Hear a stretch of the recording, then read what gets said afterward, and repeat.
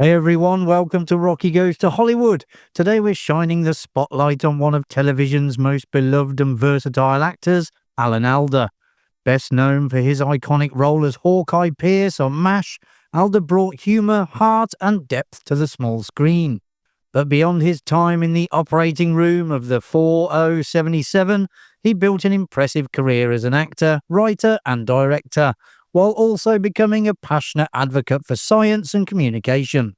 So sit back as we take a closer look at the life and legacy of the incredible Alan Alda. At just 2 years old, Alda was photographed smoking a pipe for publicity. His father, a singer in burlesque shows, came up with the idea of posing young Alda with a pipe for a Toronto Daily Star photographer, creating a minor sensation. The resulting headline read, "Child of two smokes pipe, once broke mother's nose." Despite being born into a show business family, his childhood was far from glamorous.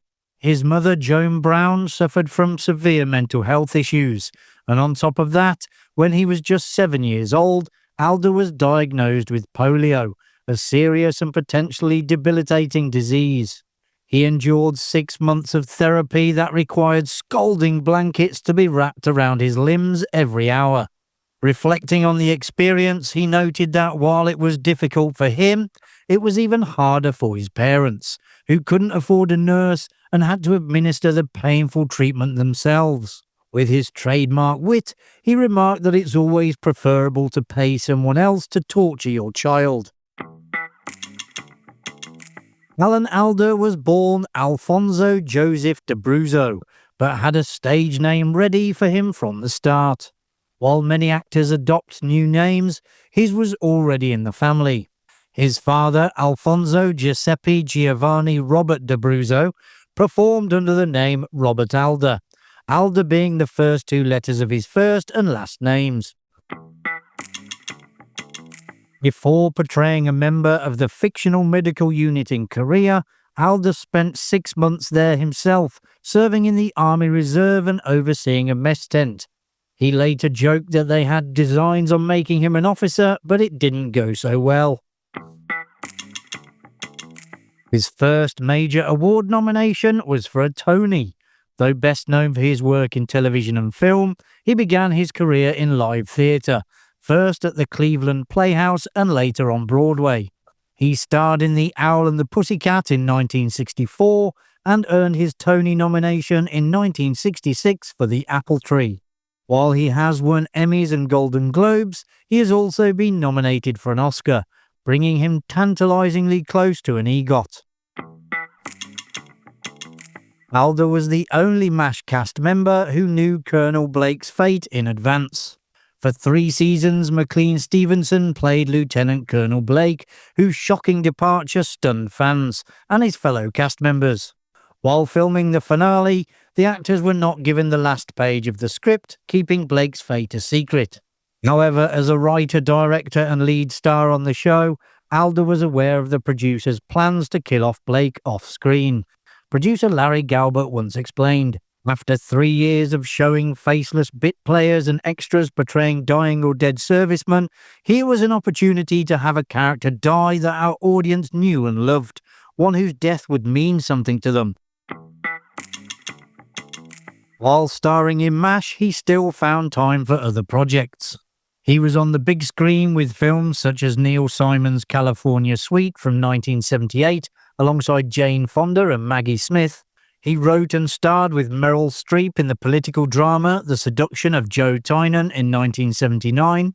He also took on multiple roles, both in front of and behind the camera, for the dramatic comedy The Four Seasons in 1981, co-starring Carol Burnett. In addition to playing the lead, he wrote the screenplay and directed the film. Before Alda joined The West Wing, he was nearly the main star. He became part of the show in its 6th season after showrunner Joe Wells asked if he wanted to run for president as the Republican nominee. Alda played Senator Arnold Vinnick through to the series finale, spending much of his time on the show campaigning for the presidency, a role that earned him another Emmy for Best Supporting Actor in 2006. However, he nearly had a very different part. Before Martin Sheen was cast as president, Alda was considered for the role but ultimately turned it down, unwilling to commit to a long-running series at that time. Talking of Emmys, he is the only person to win the award for acting, directing and writing for the same programme, a truly remarkable achievement, even rarer than an EGOT. His commitment to 11 seasons of MASH earned him 5 Emmys, 3 for acting, 1 for writing the episode Inga, and 1 for directing the episode Dear Sigmund, which he also wrote. His contributions went far beyond just collecting trophies though. Alda played a key role in writing the series finale, Goodbye, Farewell and Amen, which was watched by well over 100 million viewers, making it the most watched TV finale in history. As a genuine science enthusiast, he hosted Scientific America Frontiers for PBS for many years. So when CERN launched the Large Hadron Collider, the BBC turned to Alda to offer his perspective alongside Britain's renowned public intellectual, Professor Brian Cox. A few years later, Alda had the chance to visit the collider himself. He recalled standing on the platform, gazing at the enormous device, and experiencing a brief but unsettling moment when he realised that after the collision, the particles would be flying through the air towards the detector, passing directly through him. Alda is a passionate feminist who dedicated years to campaigning for the Equal Rights Amendment. He co-chaired the amendment countdown alongside First Lady Betty Ford. He also served on the National Commission for the Observance of International Women's Year in 1976, following an appointment from President Ford. His early and highly visible support for women's rights earned him recognition from a writer for the Boston Globe as the quintessential honorary woman, a feminist icon. Already an accomplished screenwriter, Alan Alda expanded his creative pursuits into the literary world with the release of his first memoir, Never Have Your Dog Stuffed and Other Things I've Learned. Published in 2005, the book offers a deeply personal and often humorous reflection on his life, from his unconventional childhood in a show business family to his struggles and triumphs in Hollywood.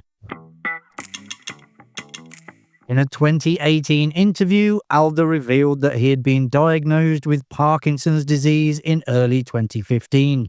The actor shared at that time that the degenerative condition had hardly slowed him down, explaining that he still performs regularly, plays tennis, and even takes boxing lessons. He hosts a podcast called Clear Plus Vivid, which focuses on how we communicate with one another and ways to improve those interactions. The actor has interviewed a diverse range of guests, including violinists Itzhak Perlman, Judge Judy, and novelist Anne Patchett, to explore how they listen and communicate. Luckily, to help him cope with his troubles, Alda has his family to lean on for support. In 1956, he married Arlene Weiss, whom he had met while still in college. The couple tied the knot after Alan's graduation and were blessed with 3 daughters, Eve, Beatrice and Elizabeth. And that's a wrap, folks. I hope you enjoyed this look into the life and career of the legendary Alan Alda.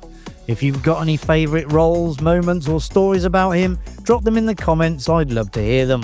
If you enjoyed the video, don't forget to hit that like button and subscribe to support the channel, it really helps.